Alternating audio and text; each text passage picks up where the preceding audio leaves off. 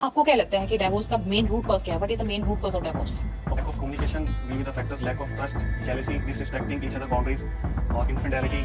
उसके ऊपर भी आप डिवोर्स फाइल कर सकते हो। अनसाउंड ऑफ माइंड भी एक डिवोर्स ग्राउंड है डिवोर्स का। ओके, लाइक किसी ने मैरिज करी है, लड़का या लड़की को कोई मेंटल इलनेस है, बिना बताए उन्होंने मैरिज कर ली, तो उस केस में वो क्या करेंगे? It can be a ground for decision. ये कोर्ट डिसाइड करता है कि वाइफ को या जिसको भी मेंटेनेंस मिलेगी वो लाइफ टाइम मिलेगी, वो लाइफ टाइम अमाउंट है। क्योंकि वाइफ जानती है कि ये बच्चा मेरे साथ सेफ है, सब कुछ मेरे साथ ठीक है, लेकिन बच्चा तो दोनों पेरेंट्स को प्यार करता है। प्रॉपर्टी बेसिकली प्रॉपर्टी वो होती है जो पुश्तैनी चली जाती है, जैसे दादा से पिताजी को, पिताजी से लड़के को। तो एंसेस्ट्रल प्रॉपर्टी तब तक वो सेल नहीं कर सकता जब तक वो उसका प्रॉपर्टी का पार्टीशन नहीं हो, हर सिटीजन को इरिस्पेक्टिव ऑफ देयर रिलीजन ये यूनिफॉर्मली अप्लाई होगा और उसके अकॉर्डिंगली कोर्ट भी इसको ट्रीट करेगा और आउटकम्स भी होगा। Welcome to Youngistan podcast. Hi, I am Alka Shirvastav, your host and dost.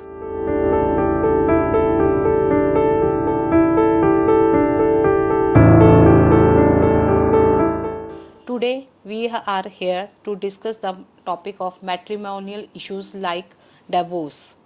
Divorce एक ऐसा शब्द है जो किसी के लिए पेनफुल हो सकता है और किसी के लिए फ्रीडम ऑफ पेन भी हो सकता है।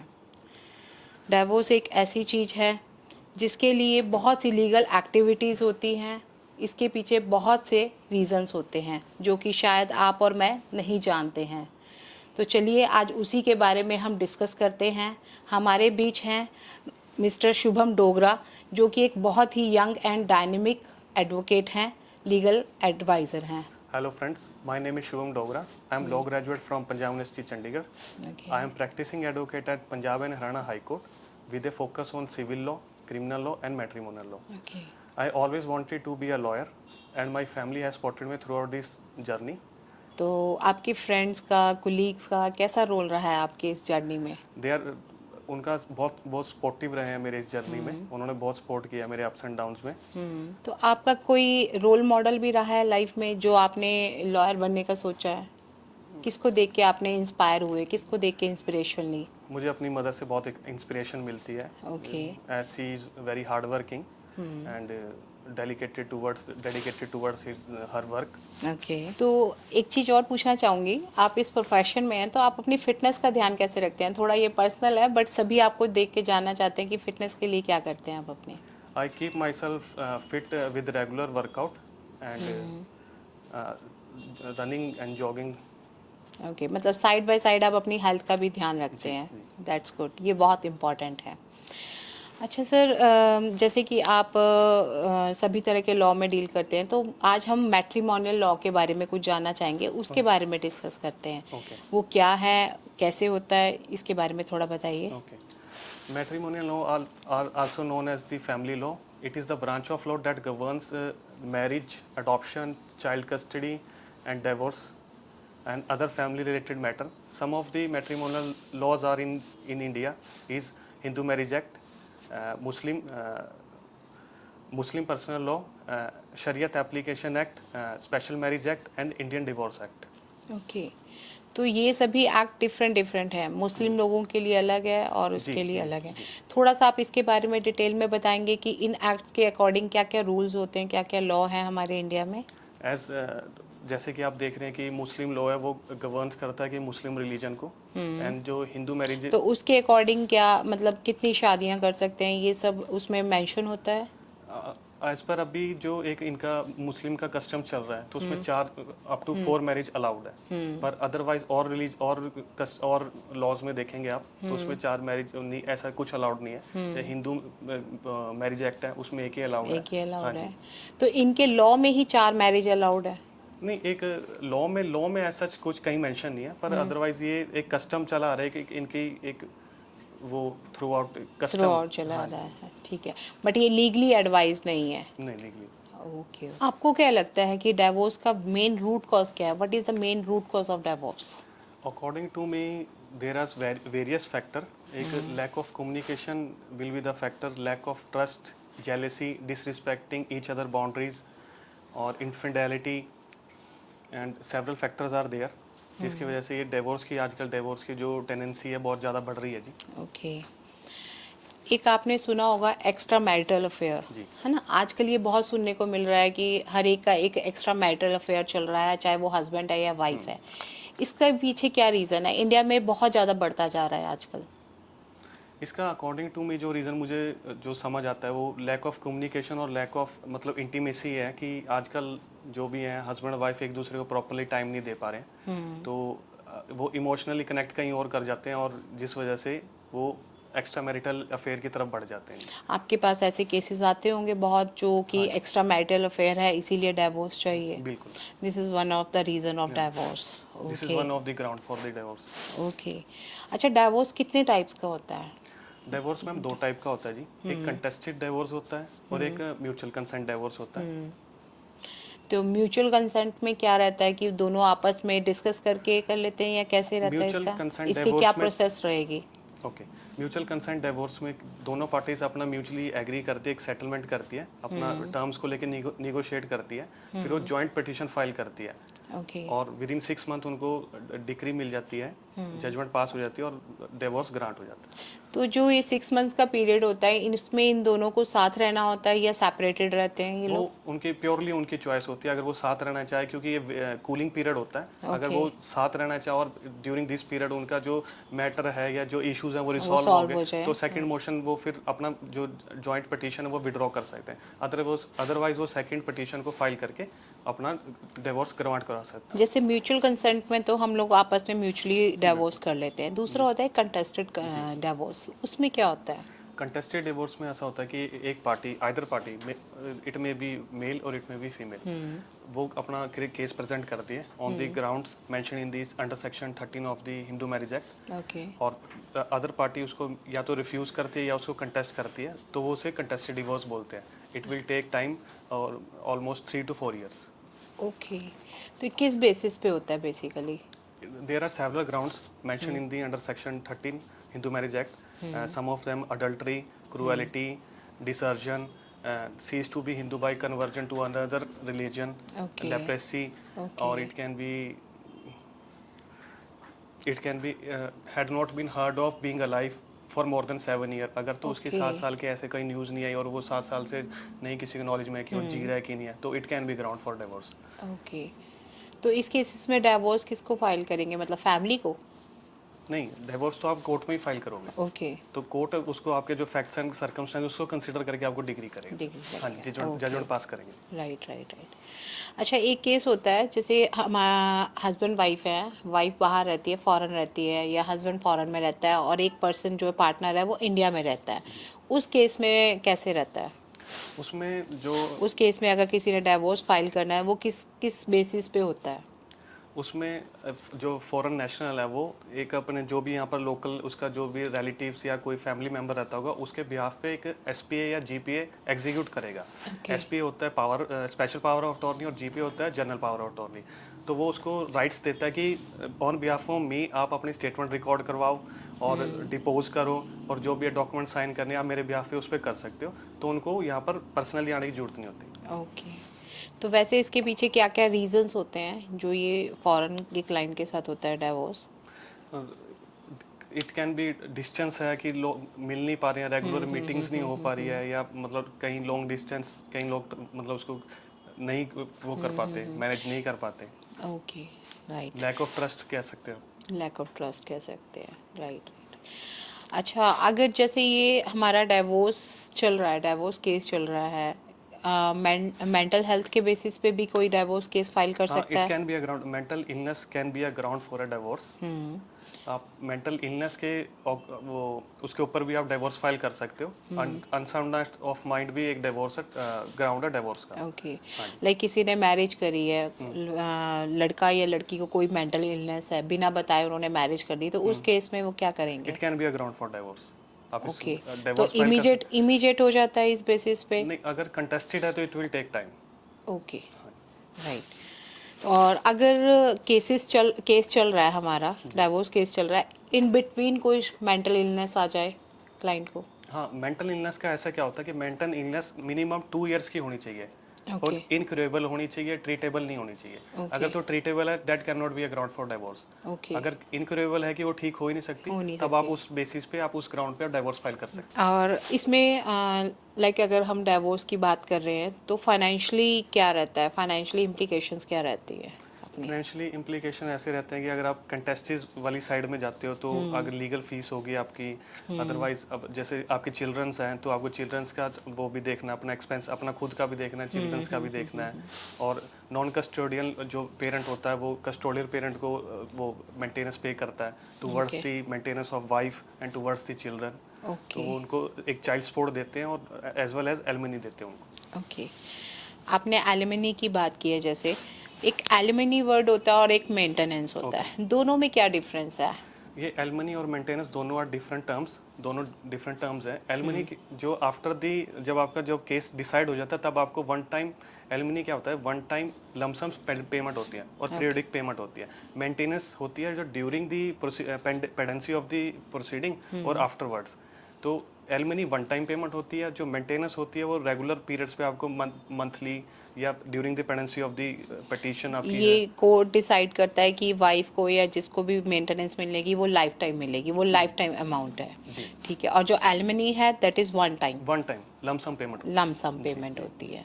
तो ये किस बेसिस पे गवर्नमेंट जज जो है डिसाइड करते हैं? इसमें भी वेरियस फैक्टर्स होते हैं। इसमें जैसे आपकी दोनों की इनकम देखी जाती है, ठीक है जी, आपके एक्सपेंसेस देखे जाते हैं और उनका मतलब कितने एक्सपेंस है जिसको आप ग्रांट कर रहे हो मेंटेनेंस, और उनका एज फैक्टर बीच में लिया जाता है। ड्यूरेशन ऑफ मैरिज देखी जाती है, जितनी बड़ी ड्यूरेशन है तो उसके अकॉर्डिंगली आपको मेंटेनेंस लगेगी। उनकी अगर हेल्थ ऐसी है, कोई हेल्थ इश्यूज हैं तो उसको कंसिडर करके फिर आपको जो एलिमनी मिलेगी। ओके, लाइक मैरिज पीरियड अगर ज़्यादा हो जाता है किसी का, 15 साल 20 साल हो जाते हैं, उनकी मेडिकली भी प्रॉब्लम चल रही है, तो उस केस में मतलब उसकी जो एलिमनी अमाउंट है वो इंक्रीज कर दी जाती है? कोर्ट उसको कंसिडर करता है कि आपके जो ड्यूरेशन आपने इस जो एक मैरिज को आपने अपना एक इतना टाइम दिया है और आपने अपने फ्यूचर भी आपने देख सिक्योर करना है, तो उस चीज़ को कंसिडर करते हैं एज वेल एज आपकी मेंटल हेल्थ को भी, जो आपको मेंटल हेल्थ आप कह रहे हो जो उसको भी कंसिडर करते हुए आगे देखते हैं।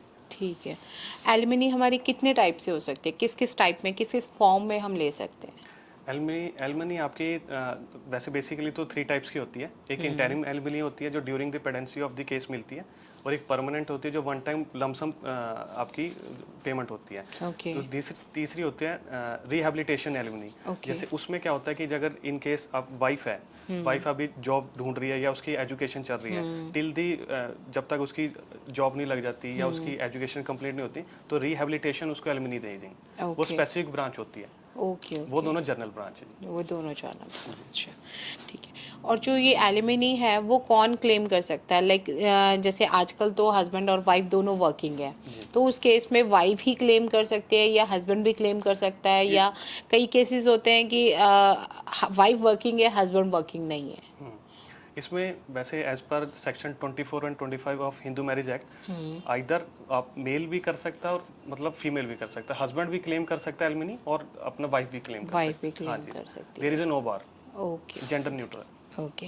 और ये कैलकुलेशन किस बेसिस पे होती है इसकी एलिमनी की? कैलकुलेशन अगेन मैंने आपको ये बताया, वेरियस फैक्टर्स होते हैं। उनकी एज देखी जाती है, ड्यूरेशन ऑफ मैरिज देखी जाती है, उनकी इनकम अर्निंग कैपेसिटी देखी जाती है, उसके एक्सपेंसेस देखे जाते हैं, ये देखा जाता है कि उनके पास चिल्ड्रन है, बच्चे हैं, तो उसके अकॉर्डिंग अगर एलिमनी दे देंगे तो बच्चों का भी देखना उनको, फिर उसके अकॉर्डिंगली वो कंसिडर करके सारे फैक्टर्स फिर उनको वो लगवाते हैं। एक्सपेंसेस की आपने बात की है, कई बार क्या होता है कि एक तो जनरल नॉर्मल एक्सपेंसेस होते हैं हमारी फैमिली के, लेकिन कुछ लोग होते हैं कि जो एक्स्ट्रा एक्सपेंसेस करते हैं। तो लाइक एक केस आया था पीछे कि जिसमें वाइफ ने बोला था कि मेरे को मतलब अपने सिर्फ अच्छे डिज़ाइनर कपड़ों के लिए पैसा चाहिए, इसके लिए चाहिए, अपनी मतलब हाई लिविंग के लिए वो कह रही थी। तो उस केस में क्या होता है फिर? नहीं, जो कोर्ट कंसीडर करते हैं, जो आपके जनरल जो बेसिक नेसेसिटी है उसको कवर करती है, उसको कवर करते हैं ना, उसलिए कि मेरा लाइफस्टाइल बहुत हाई है, मुझे उसके अकॉर्डिंग एलिमनी चाहिए। एक्चुअली फिर अगर जो उस चीज को कंसीडर करके कोर्ट आपको एलिमनी या मेंटेनेंस ग्रांट करने लग जाएंगे तो वो हस्बैंड के लिए ओवरबर्डन हो जाएगा। ओवरबर्डन हो जाएगा। राइट। जो ये एलिमनी अमाउंट है ये टैक्सेबल होती है जब आप पे कर रहे हैं या रिसीव कर रहे हैं, क्या प्रोसीजर रहता है इसका? जो एलिमनी है on the part of pair it is not tax detectable, but on the part of recipient it is tax deductible as per section 56 of the income tax act। वो इसको ट्रीट करते हैं, alimony को treat करते हैं कि it is a income from other sources, और उस पे आपको टैक्स देना मतलब पड़ता है। हाँ जी, मतलब जो पेमेंट रिसीव कर रहा है, जो एलिमनी रिसीव कर रहा है, उसके लिए सोर्स ऑफ अदर इनकम्स हो गई हैं, और जो पे कर रहा है उसके लिए जी। राइट। ठीक है। और ये एक बार मान लो हमने डिसाइड हो गई है कोर्ट की तरफ से कि आपकी ये एलिमनी अमाउंट है, आपको ये पे करना है या जो भी फॉर्म में पे करना है, तो उसके बाद दोबारा से उसे मॉडिफाई कर सकते हैं हम बिल्कुल लोग, बिल्कुल या रिफ्यूज़ कर सकते हैं अदर पार्टी? रिफ्यूज़ तो नहीं कर सकते, पर उसमें है कि वो कोर्ट में एप्लीकेशन दे सकते हैं कि मैं इस चीज़ को फुलफिल नहीं कर पा रहा हूँ as per section 24 and 25 of the Hindu marriage act. उसमें वो अगर तो आइदर पार्टी या तो पेमेंट नहीं कर रही, तो अगर जो उसके जो भी एक्सपेंसेस है वो अगर इन केस एलिमनी वाइफ को मिली है, हाँ जी। अगर उसके एलिमनी के जो अमाउंट मिला उससे उसके जो डे रूटीन के एक्सपेंसेस है वो कवर नहीं हो रहे, तो वो एप्लीकेशन मूव कर सकती है कोर्ट में कि इसको मॉडिफाई किया जाए, जो अब मेरा एलिमनी जो ऑर्डर है, जो ऑर्डर है। और इन केस हस्बैंड उसको फुलफिल नहीं कर पा रहा, तो वो एप्लीकेशन मूव कर सकता है फॉर द मॉडिफिकेशन और to rescind the alimony order. Okay, तो वो सेम कोर्ट में करेगा या हाई कोर्ट में जाएगा? Same court. सेम कोर्ट में होगा, ठीक है। जो एलिमनी में हमारी प्रॉपर्टी की बात आ जाती है, क्योंकि alimony in kind of cash भी हो सकता है, इन काइंड ऑफ प्रॉपर्टी हो सकता है, तो ये प्रॉपर्टी का क्या रोल रहता है, किस बेसिस पे करते हैं प्रॉपर्टी का? एलिमनी और property are two different things. Alimony में तो आपको वन टाइम पेमेंट मिलेगा, जो वेदर इट इज पीरियोडिकल और वन टाइम वाला। ओके। और जो डिवीजन ऑफ प्रॉपर्टी उसमें काफी फैक्टर देखा, जैसे ओनरशिप देखा जा सकती है कि किसके नाम पे प्रॉपर्टी लाई कर रही है, या अदरवाइज उसमें देखा जाए कि किसका पार्टी का कितना कंट्रीब्यूशन है, लाइक 60-40 या 20-80, तो उस हिसाब से वो डिस्ट्रीब्यूट होगी।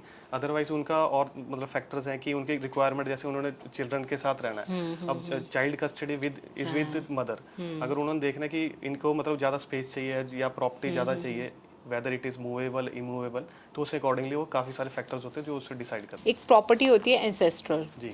उस केस में अगर अगर हस्बैंड और वाइफ का डिवोर्स केस चल रहा है, वो इस चीज से बचने के लिए अपनी प्रॉपर्टी सेल कर दे या किसी और के नाम फैमिली में ट्रांसफर कर दे, तो उस केस में वाइफ का हक होता है उस पे? एंसेस्ट्रल प्रॉपर्टी बेसिकली प्रॉपर्टी वो होती है जो पुश्तैनी चली आती है, जैसे दादा से पिताजी को, पिताजी से लड़के को। तो एंसेस्ट्रल प्रॉपर्टी तब तक वो सेल नहीं कर सकता जब तक वो उसका प्रॉपर्टी का पार्टीशन नहीं हुआ हो। ओके। और पार्टीशन होने के बाद भी वो सेल सिर्फ अपने शेयर को ही कर सकता है, अदरवाइज वो सेल नहीं कर सकता। ओके, तो वाइफ उस चीज के लिए क्लेम कर सकती है कि इस प्रॉपर्टी पे हक है मेरा?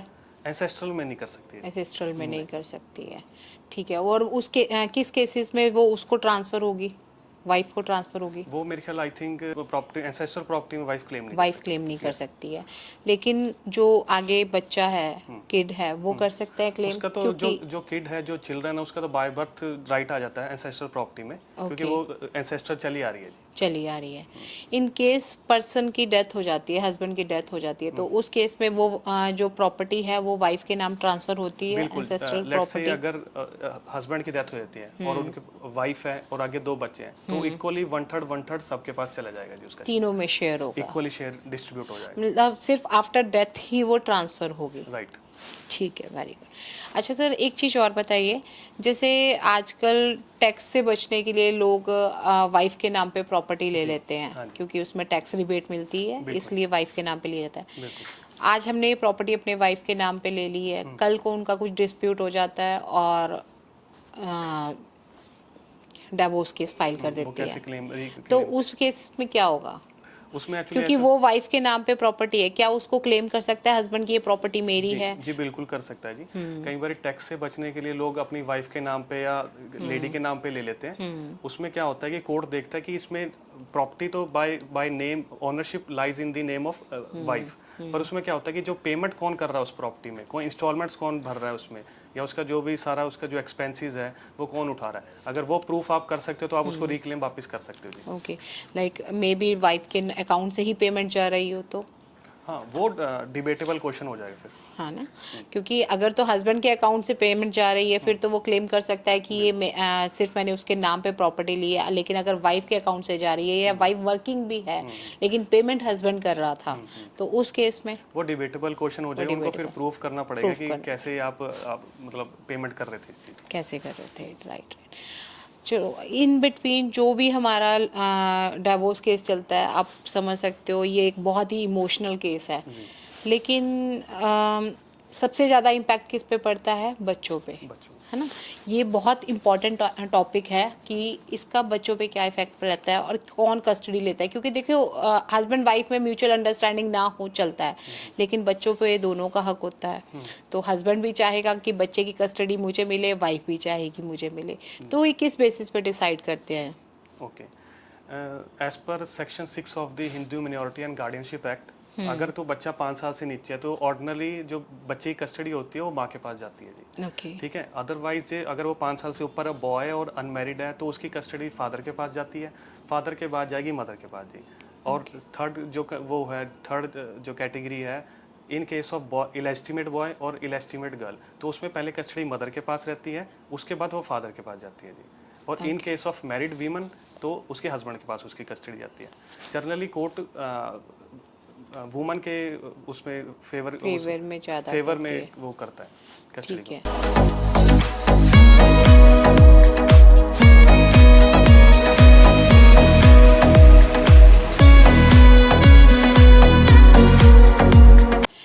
लेकिन अगर जो फीमेल है वो फाइनेंशियली इंडिपेंडेंट नहीं है, तो उस केस पे कैसे रहता है? तो उसका खर्चा कौन उठाता है? मतलब अगर कस्टडी मदर को मिल गई है तो फाइनेंशियली इंडिपेंडेंट तो नहीं है वो।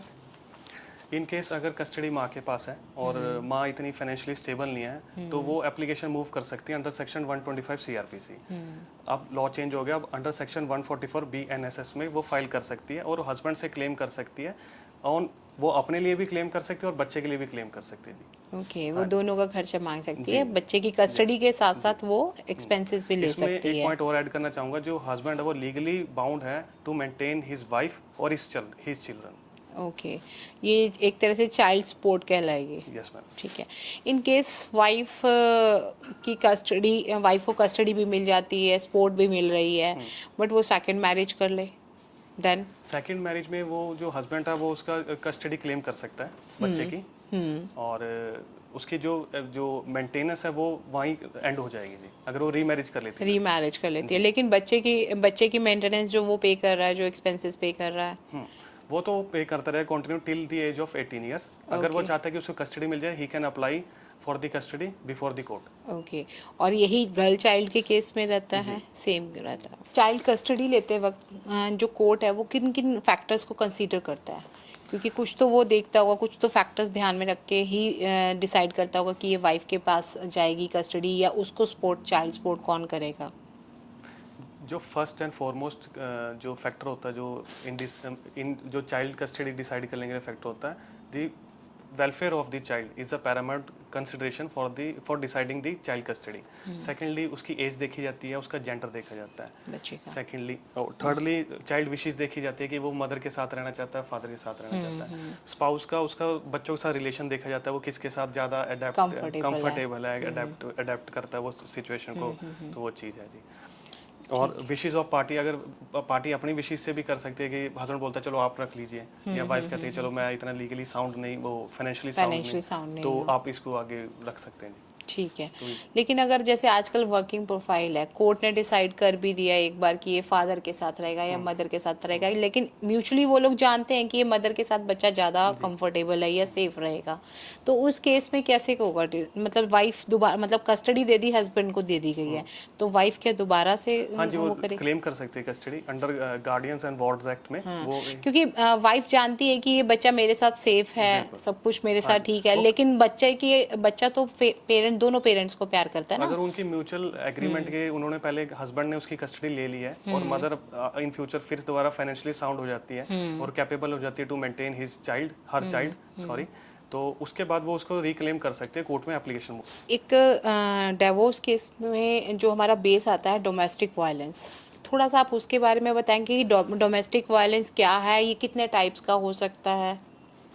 डोमेस्टिक वायलेंस सेक्शन 3 में डिफाइंड है डीवी एक्ट में, उसमें कि any act, omission, commission and conduct of the respondent shall constitute domestic violence if he harms, injure or endanger the health, safety, life and limb of the aggrieved person. Aggrieved person यहाँ पर women होती है। Okay. Aggrieved person, और with his act include physical abuse, verbal abuse, sexual abuse और economical abuse.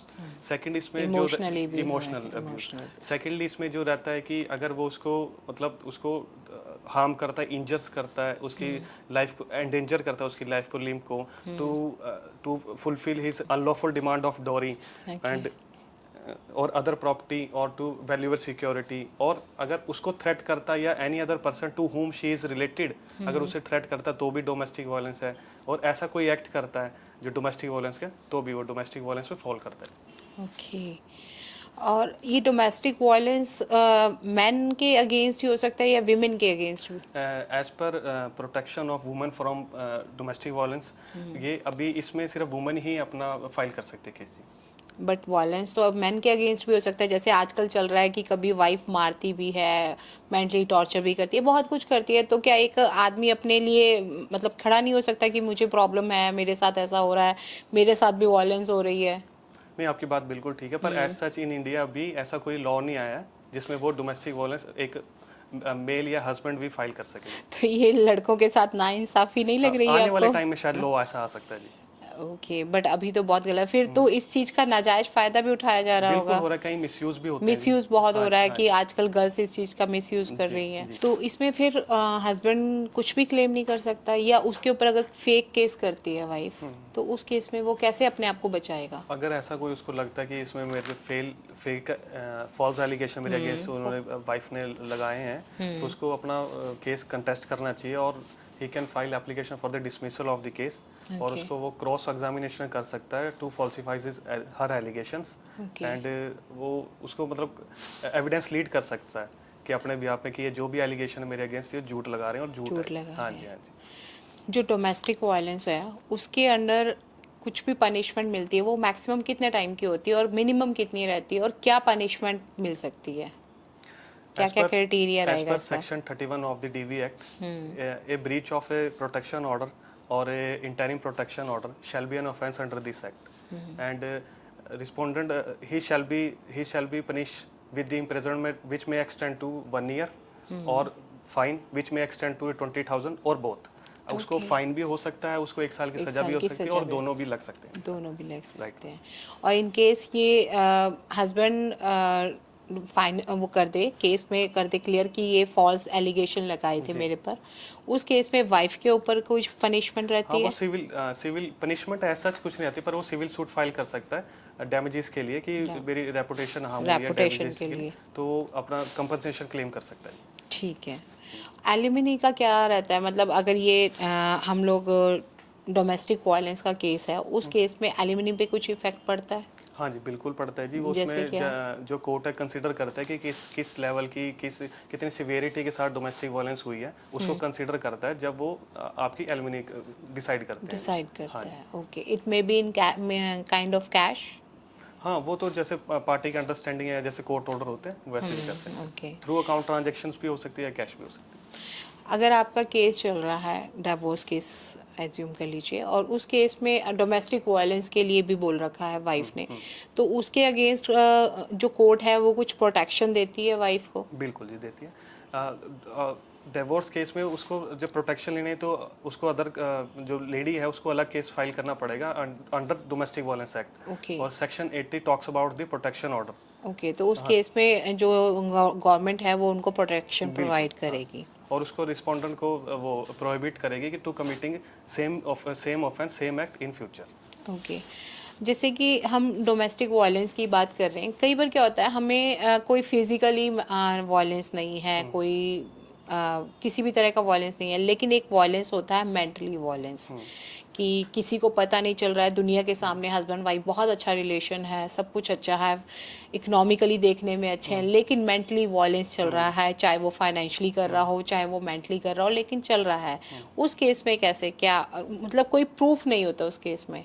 उसमें वैसे तो ये बड़ा एक ऐसा टॉपिक है जो विद इन 4 वॉल्स होता है, जो वायलेंस से रिलेटेड है, और जो आप कह रहे हो कि मेंटल अब्यूज या मेंटल वायलेंस करा उसने, तो उसमें पार्टी को सर्कमस्टांसिस अपने एविडेंस दिखाने पड़ेंगे, किस लेवल का वायलेंस किया है, क्या करता है, वो चीज़ अपनी लीड करनी पड़ेगी कोर्ट में। ओके, तो वो कैसे प्रूव कर सकते हैं, क्योंकि एज सच कोई इसका क्राइटेरिया होगा?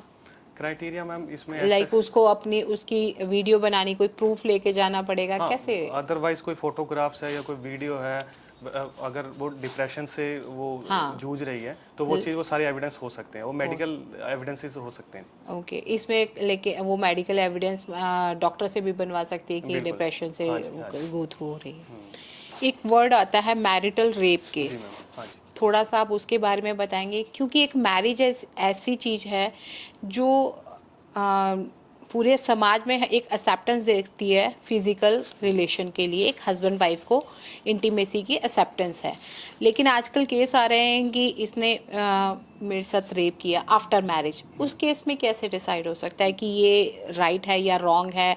क्योंकि एक हस्बैंड को हक लगता है या वाइफ को हक लगता है, तो दूसरी पार्टी कह रही है कि इसने मेरे साथ रेप किया, उसको थोड़ा सा एलाबोरेट करके बताइए मैं क्या उसमें है? इसमें पहले तो हमें मैरिटल रेप की डेफिनेशन समझना बड़ा जरूरी है।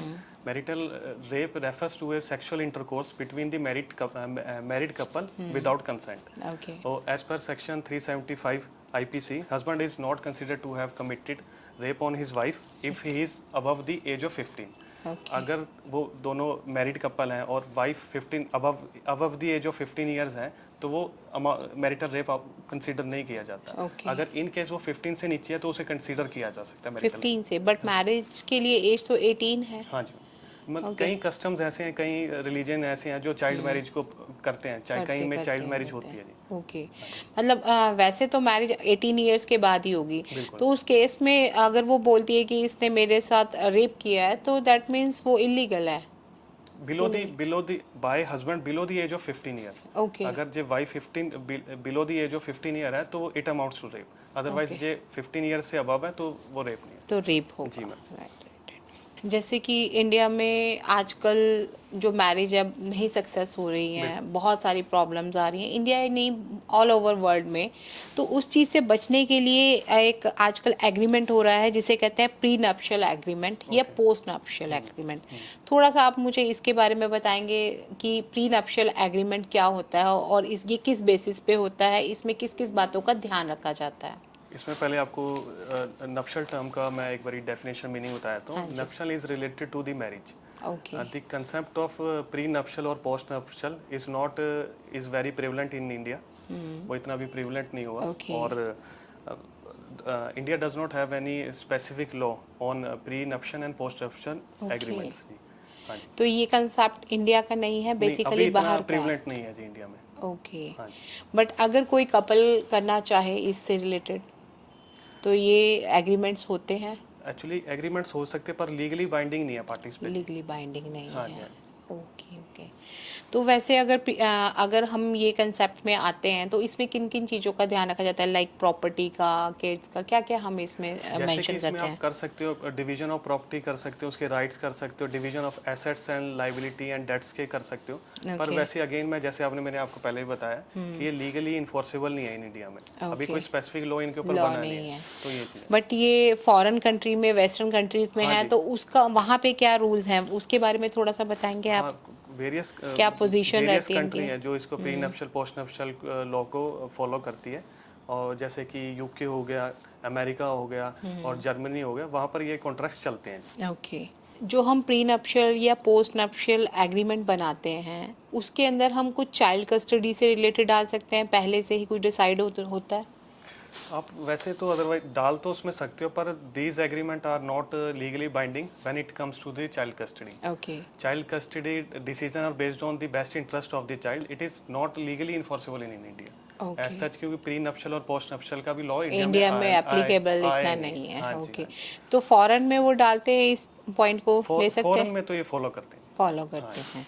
ठीक है सर, अगर कोई लॉयर चूज करना है, उसमें हमें कौन कौन से की फैक्टर्स को कंसीडर करना चाहिए, स्पेशली मैट्रिमोनियल लॉयर के लिए? ओके, अकॉर्डिंग टू मी कुछ चीज़ें हैं जो उनको एक पार्टी को देखनी चाहिए। एक तो उनकी एक्सपर्टीज और specialisation in matrimonial law, knowledge of local laws, क्योंकि हर सिटी टू सिटी जो लॉज हैं वो डिफरेंट है। ओके। और प्रोसीजर भी डिफरेंट है। उसको कोर्ट प्रोसीजर का पता होना चाहिए। Approach to case study, it means कि उसको अगर मेडिएशन की तरफ केस जा सकता है तो उनको ओपन रहना चाहिए कि मेडिएशन भी करवा लें, सेटलमेंट करा लें। एक कंपैटिबिलिटी होनी चाहिए। एक क्लाइंट कई बार सिचुएशन ऐसी अराइज आ जाती है, एक लेडी एक मेल से वो चीज़ें डिस्कस नहीं कर सकती, एक पर्सनल चीज़ें डिस्कस नहीं करती। तो एक लेडी के लिए एक मेरी सजेशन ये है कि आप एक लेडी एडवोकेट को देखो जो आप विद इन जो फोर वॉल आपके साथ एक कुछ चीज़ हुई है तो उसको ओपनली डिस्कस कर सके, और साइड बाय साइड आपके जो लॉयर हैं वो भी उसको चीज़ को समझे और उसको एक एम्पैथी शो करें, और आपको उस हिसाब से वो गाइड करें कि इसका आगे क्या प्रोसेस रहेगा, क्या वो रहेगा। ये चीज़ है। और ट्रांसपेरेंसी होनी चाहिए फीस में और कॉस्ट में। ये नहीं कि कोई हिडन कॉस्ट हो या हिडन फीस हो, एक ये चीज़ बहुत फी पहले से डिसाइड हो जानी चाहिए। ठीक है, एक मीडिएटर का क्या रोल रहता है? मीडिएटर का मैट्रिमोनियल लॉ में ये रोल रहता है कि जब जब एक चांसेस होते हैं सेटलमेंट के, मेडिएशन के, तो उसको मेडिएशन में रेफर कर देते हैं केस को। तो मेडिएटर इज इम्पार्शियल पर्सन, वो इंडिपेंडेंट होता है ना, वो लड़कों की तरफ से होता है ना वो लड़कियों की तरफ से होता है। तो वो ट्राई करता है कि जो भी आपका जो इश्यूज हैं वो रिजॉल्व कर दे एमिकेबली या अदरवाइज जैसे भी।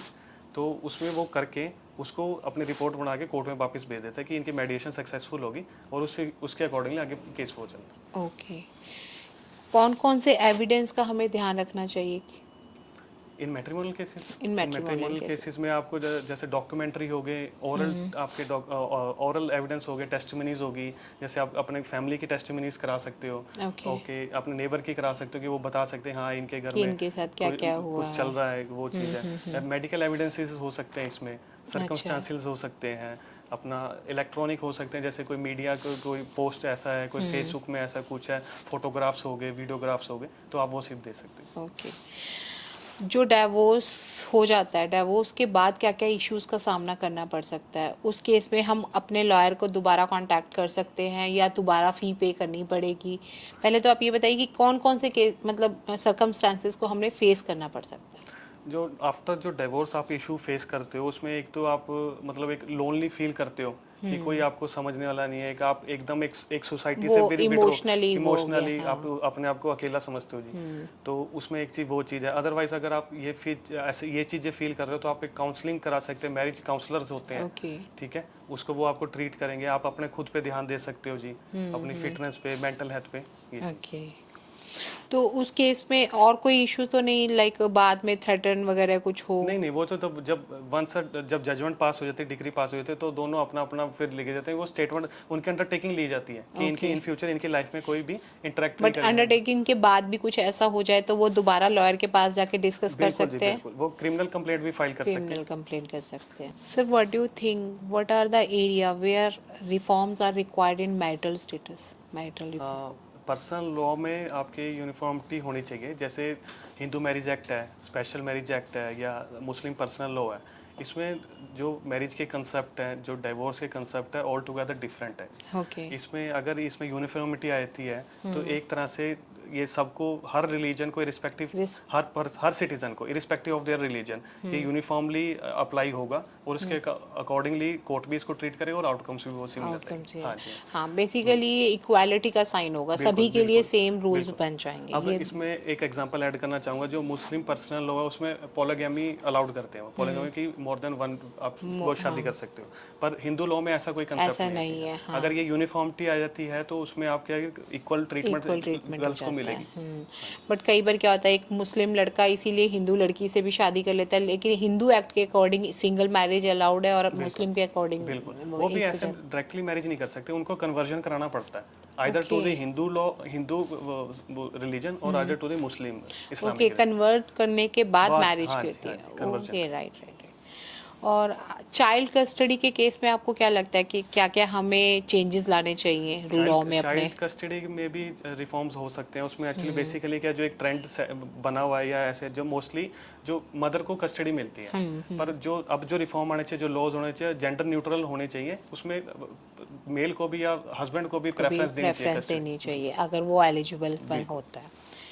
लिव इन रिलेशनशिप के लिए लिव इन रिलेशन भी अब मतलब डे बाय डे ये इसको रिकॉग्नाइज कर रहे हैं। इतना अभी प्रिवलेंट नहीं है इंडिया में, पर आई थिंक जहाँ तक मैंने सुना था कि उत्तराखंड में कोई ऐसा एक्ट पास हो रहा है, पर अभी पता नहीं हुआ कि नहीं हुआ, तो वो चीज़ है। तो इसमें कुछ लिव इन रिलेशनशिप में अगर कोई रहता है तो उसमें कुछ प्रॉपर्टी का होता है डिसाइड? इसमें अभी पूरी तरह से क्लैरिटी नहीं है जी। क्लैरिटी नहीं है अभी, नहीं इंडिया में प्रॉपरली है। ठीक है। आपको क्या लगता है कि एक डिवोर्स को सिंप्लीफाई करने के लिए हमें क्या क्या कर लेना चाहिए? मतलब देखिए बहुत सारे एलिगेशंस लगाए जाते हैं, बहुत कुछ होता है, उसको सिंपल करने के लिए हमें क्या करना चाहिए जो इजीली हो जाए?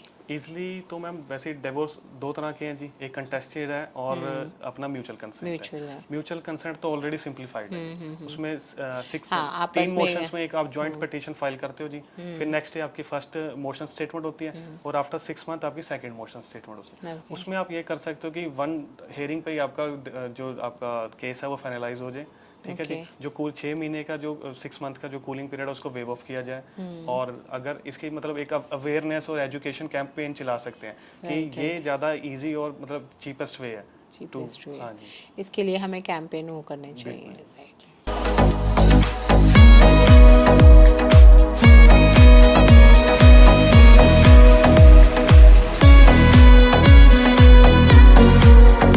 अच्छा सर, एक बात बताइए, आपने बहुत सारे केस देखे होंगे, आपकी लाइफ में आए होंगे, कोई ऐसा केस जो आपको हमेशा याद रहे, कुछ डिफरेंट सा हो, मतलब जो मैट्रिमोनियल से रिलेटेड हो?